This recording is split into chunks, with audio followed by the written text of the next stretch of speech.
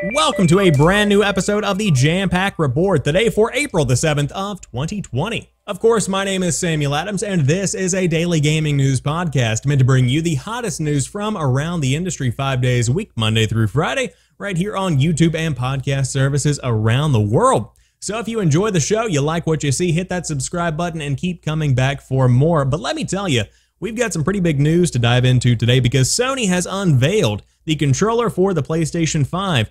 It's not the DualShock 5, meet the DualSense. Sony still has not shown off what the PlayStation 5 will look like, but it just unveiled the controller for its next-gen console, the DualSense, which marks the biggest departure for Sony's controller design in its over 25-year history of PlayStation consoles. The new controller has some big changes on the inside too. The previously announced haptic feedback, replacing the old rumble technology in previous controllers, and the new adaptive triggers that can adjust the resistance of the triggers for different gameplay effects. There is also an integrated microphone, a first for Sony's controllers, along with a long overdue USB-C port.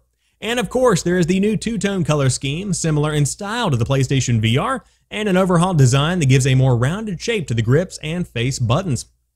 The Share button has also been renamed to a new Create button, which will offer new ways for players to create epic gameplay content to share with the world. Sony promises that additional details will be announced on that front closer to launch. Some of the buttons on the DualSense are also getting some light tweaks compared to the old DualShock. The PlayStation button, for example, is now cut out in the actual shape of the PlayStation logo, while the triggers have received a more angled design than past Sony controllers. Other features from the DualShock 4 will still remain on the DualSense, like the center-mounted touchpad and the light bar, although the bar has been moved from the top/back of the controller to the left and right sides of the touchpad. Sony is also sticking with its symmetrical controller layout, with the D-pad and face buttons on the top half of the controller and the matching analog sticks on the bottom. Further details about the DualSense, like how much additional controllers will cost, or if Sony will be offering more controller color options, will presumably be announced close to the PlayStation 5's fall launch. For reference, the DualShock 4 will cost, or it did cost, $59.99 when it was first released. And so there you have it. There is the DualSense. The DualShock 5 is officially titled the DualSense, and at first glance, when you first see this image, it's jarring because it's not what you expect. If you look at early drawings and early trademarks of the PlayStation 5's controller, it seemed to be something that was very similar in a lot of ways to the DualShock 4, so I don't think a lot of people were really expecting this amount of change. And although it does look in a lot of ways similar to the DualShock 4, you can see that there are a lot of departures from that original design. First and foremost, this thing's way bulkier, and of course, back whenever they unveiled more details about the PlayStation 5 and its controller last year, they did mention it's going to be heavier. It's going to be slightly less heavy, I believe, if I remember correctly, than the Xbox One controller is currently. So that's kind of the way you can expect. Now, first and foremost, you notice the body has changed. You see it more curved on the top portion here of the DualShock 4, and then below you see a bit more grip on the sides. In a way, this is what I would consider to be the perfect combination of the Xbox One controller and the PlayStation 4 controller. I think this really does bring those two designs together. Now, my question is, aside from the aesthetic purposes, what is the point of having the light bar on the left and right of the touchpad? Now, if you go back to the other picture that was also shown, you see that the light bar actually goes up underneath the touchpad and it kind of swerves around. I was always under the impression this was a utilitarian design. This was something that was required, especially whenever we had the PlayStation Move and the PlayStation Camera. I think that was something that was also baked into the design of the PlayStation 4, but I suppose aesthetically, this is also totally understandable. Now, if you want to dive in very in-depth, you can check out the entire rundown on the PlayStation blog for the entire guide, giving you all of the information and in-depth various details about the controller. But the thing that comes to my mind whenever I see this new design, first and foremost right off the bat, is that this is innovative. This is something new, and I think that name, I think DualSense, it showcases something new. They very easily could have called this the DualShock 5 and it would have been perfectly acceptable, but this is something new, this is something unique, and it plays on that sense portion of the name. It shows that this haptic feedback and these adaptive triggers, this is going to present something new. And I think that this generation going forward is going to be defined between innovation and iteration. Innovation on the PlayStation side, iteration on the Xbox side.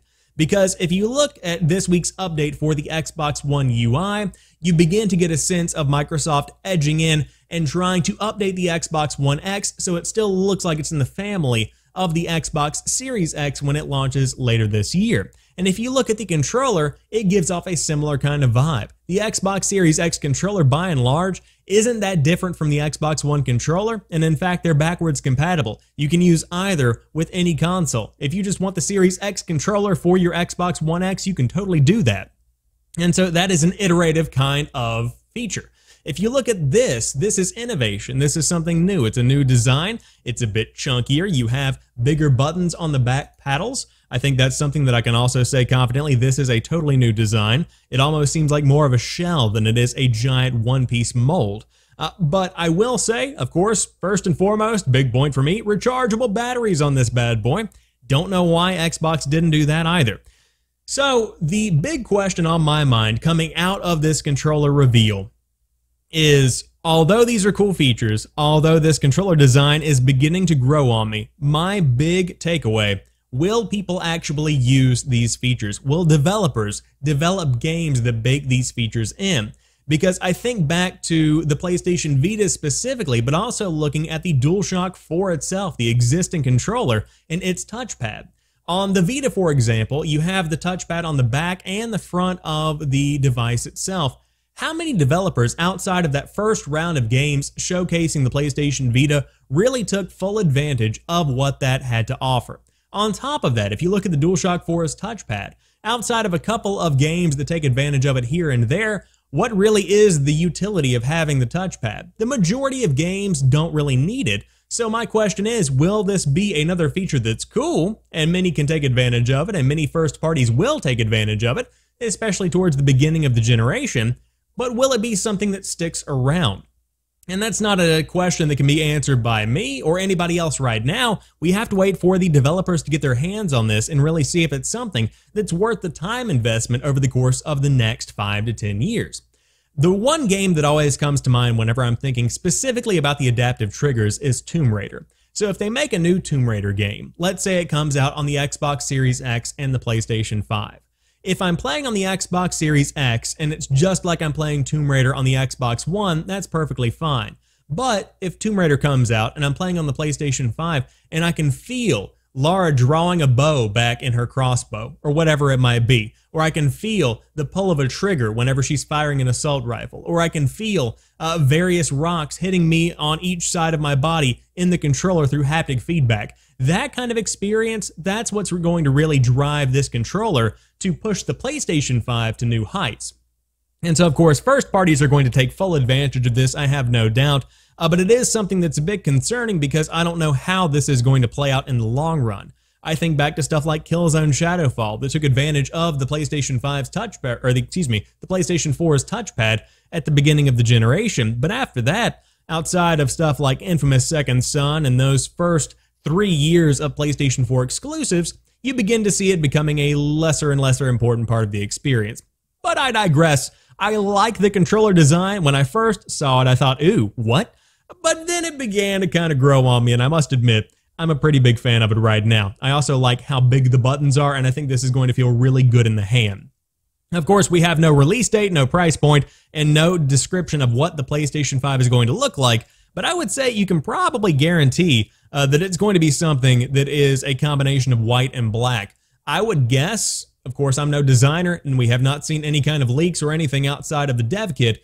This is going to be something that looks a lot like the PlayStation 4 Pro with a better fan kind of setup, but also probably bakes in the black and white kind of aesthetic as well. So that's exciting to see, and I cannot wait to follow up with you guys on a future show and talk about the next big reveal from Sony, which I guarantee is going to be coming in the coming weeks. But again, coming holiday 2020, very excited to see how this one pans out. Now, normally, we would see this kind of event held at E3, but that's not happening this year because of the coronavirus, and it looks like there is not going to be a digital replacement either.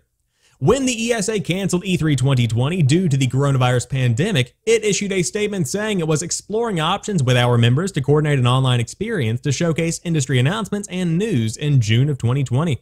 The organization has now announced it will not be doing that, instead focusing on promoting individual companies' events.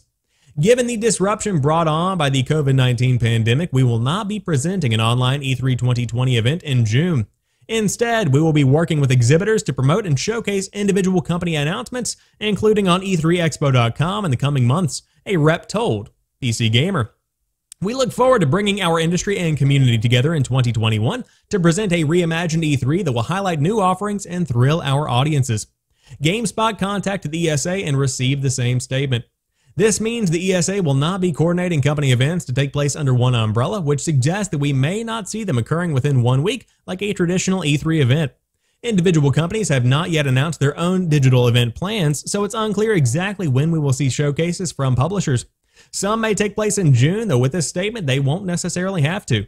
Meanwhile, Microsoft has announced it is experimenting with digital-only events, and let's go ahead and dive into that news story, shall we?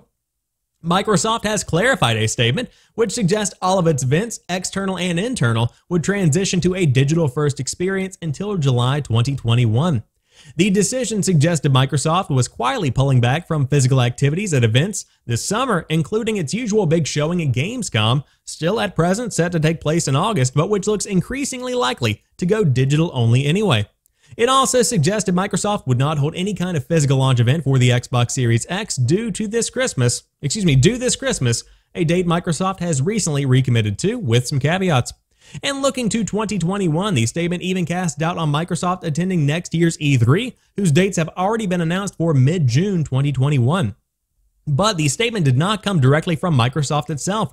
Rather, it emerged via a Twitter user who posted what appeared to be guidance on attending Microsoft's March 2021 MVP Summit, a now canceled tech event held annually at the company's headquarters in Redmond, Washington. And crucially, it had several caveats in which the company said it would still continue to evaluate the situation to connect in person when the situation allows. So, essentially, it looks like Microsoft is going to be doing more digital stuff over the coming months, but it's not going to be exclusively going digital. Now, E3, on the other hand, is doing nothing. So that's a big shock. Now, of course, we talked last Friday about the fact that IGN announced their own Summer of Gaming event, which is going to be in a way like a big digital E3. They are planning showcases, they're bringing together companies from around the industry, and they're putting on a show online. Very excited about that. But E3's digital cancellation is a dangerous move, and I have a couple of thoughts on it. First and foremost, I think that E3 as a event and as a name is beginning to decline. I think it will always have value, but I think it will become more of a fan convention than a gaming industry convention, and we've seen that move over the course of the past few years anyway, as it's reopened to the public and as more and more common people have just been going to E3 for fun and to see what the next year of gaming has in store. But in 2021, I think that's going to be more prevalent than ever, and I think that its reputation as an industry summit is beginning to decline, and it will probably just fade into pretty much irrelevancy for the majority of gaming corporations outside of it being able to be a pretty, good ground for marketing new titles. Now, the question is, this digital replacement event next year, how good will that be? What is the big plan? And will companies actually adopt this and say, hey, you know what? For old time's sake, let's do a digital event. Because right now, Sony is trending on Twitter with the PlayStation 5's controller reveal, and it just took a blog post. There's no video, there's no live event, there's nothing. They had to do nothing. They posted a blog and social media did its thing. They don't really need to do a big E3 event anymore. And it will be interesting going forward to see how Microsoft handles its situation as well. But it looks like more digital events are going to be coming in the future and less physical events, but I still think that hosting a physical in-person event brings something that's unique, it brings something fun, it brings something that gets people excited, and you can't really abandon that right now. At least not yet. I really do like physical events, and I think they bring something unique, so we'll see where they go. But you don't have to go anywhere to play Valorant, and many people are wanting to play Valorant, because the closed beta has rushed to 1.6 million viewers on Twitch. That's close to the record. The Valorant closed beta got underway earlier today, and no surprise here, there looks to be an awful lot of interest in it. Roughly 1.6 million people are watching it being played on Twitch, which, as Kotaku notes, puts it as close as you can pretty much possibly get to the all-time record of 1.7 million concurrent viewers put up by Fortnite during its Season 10 ending black hole. And since then, Valorant views have hit 1.7 million, tying it for the best concurrent viewer count on Twitch. One factor behind Valorant's big Twitch success may lie in the way Riot is distributing closed beta keys. Instead of doling them out at random to people who ask nicely, in the style of CSGO souvenir item drops, they are being given to people who are watching the streams. That's naturally going to drive up the number of viewers, and it's also going to encourage people to game the system. According to DOT Esports, or Dot Esports, eager Valorantines? Okay, is that what we're doing? Are setting up multiple linked Riot and Twitch accounts in order to increase their odds of getting a key. Given that, it will be interesting to see how the viewership holds up as keys become more widely available, although there is no question that the interest is real and not just a rush for something free to play for a few days. Riot's other game, League of Legends, remains a huge success, and the studio's decision to finally move into something different after more than a decade of League of Legends is bound to attract attention. Riot has also been very judicious with Valorant's drip feed unveiling. We have had some hands-on time with it, they say at PC Gamer, but shared gameplay has until today been restricted to brief teasers and an influencers event that took place last weekend. It may be a while yet before Riot is ready to start handing out keys on a large scale. Some beta testers were reportedly running into troubles logging into the game, and at last check, Riot was still working to track down these troubles. A handful of us here at PC Gamer have access to Valorant and will continue to report on this phase of the game's release. It looks good. Okay, so for those that don't know, Valorant is essentially a combination of CSGO and Overwatch. You have these heroes in a way, you have these ops, if you will, that each have a specific benefit, a perk, a utility, whatever you want to call it, and they can do specific things, and it kind of combines a team-based element with the Twitch shooter kind of setup that CSGO tends to have. It's a really good game. The map design is very impressive for me. Personally, I've had a window up watching it basically all day, and although I'm never going to play this because it's not my kind of game, this could be the next big esport. This could be another League of Legends. This could be something that really gets people going. Of course, if you look at CS itself, it's been around for a very long time. Counter-Strike has been established as pretty much one of the original esports that really drove the industry to success, and I think you are going to be seeing that exact same scenario again with Valorant. Even if you take out 600,000 of those people that are just wanting keys, you're still left with 1 million people watching the game. That's a big chunk of people. Now, I'm not saying it's going to have the longevity and the girth of the Fortnite community. I think that's something that is generally inflated by a lot of younger viewers, but if you look at Valorant itself, it's a high-quality game from a top-tier studio that's going to be free to play, and it has a very high skill cap. Excited to see where this one goes. But if you want to watch it, of course, you can get tons and tons of streams on Twitch, on Mixer, on Facebook, wherever you want to watch, and many of those are also giving out drops on Twitch, so you can stay tuned, link your Riot account, and then you could get a chance to get into the closed beta itself. However, some bad news we have right now. The Last of Us Part 2 and Iron Man VR have been delayed. We talked about that last week, but now digital pre-orders for both The Last of Us Part 2 and Iron Man VR are now being refunded, PlayStation has said via its support site. Neither game has been given a new release date after being indefinitely delayed, and so I wanted to let you guys know to check your email, check your bank account, make sure you are getting your refunds and that everything is sorted out there. Of course, both of these games were delayed because of production issues with the coronavirus. Specifically in regards to The Last of Us 2, this is a game that has been looked forward to for a very long time. It's been in development for a very long time, and it's almost finished. It's essentially done. It would have hit its original date, but the manufacturing and distribution is being crippled by what's happening now with COVID-19. So it's worth mentioning that although we have no definitive release date as of right now, I'm betting you're probably going to be looking at something around July or August, if I had to guess, but I'll keep you guys up to date on when those definitive release dates are finally unveiled. And to round out today's show, I wanted to remind you, don't rage quit, especially when you're a NASCAR driver on iRacing, because you could lose a sponsor. Bubba Wallace got mad, Jimmy Johnson fired an NPC, and Eric Jones couldn't figure out why his PC kept crapping out. The coronavirus outbreak has pro sports leagues of all stripes scrambling to find ways to keep their audiences entertained. The world of auto racing is leaning heavily into virtual performances, with F1, NASCAR, and FIA all holding recent official events. It's a natural fit. Online racing is already common and sometimes extremely realistic, so a simulated race can come much closer to delivering the real thing than, say, Finnish hockey playoffs. But as realistic as these sims are, they are still video games at their core, and that means a couple of things. One, that people are going to be a lot more likely to screw around than they would if they were actually stuck inside 3,000 pounds of steel and rubber moving at 200 miles an hour. And two, when that happens, sooner or later, somebody is going to get mad. Somebody like, for instance, 43 driver Bubba Wallace, who tangled with 14 driver Clint Bowyer at the eNASCAR iRacing Pro Invitational Series at Bristol. Bowyer had a somewhat different perspective on the matter. Of course, you can see both of the clips here if you would like. Here is where he just rage quits and begins to essentially just leave the competition and quit, just leaves the game. And it's just one of those things where you think, why? You just think, why? And so if you're looking at everything that's going on right here, you see the different perspective, you see the frustration. But Wallace made light of the situation in a later tweet, but not everyone found it quite so amusing.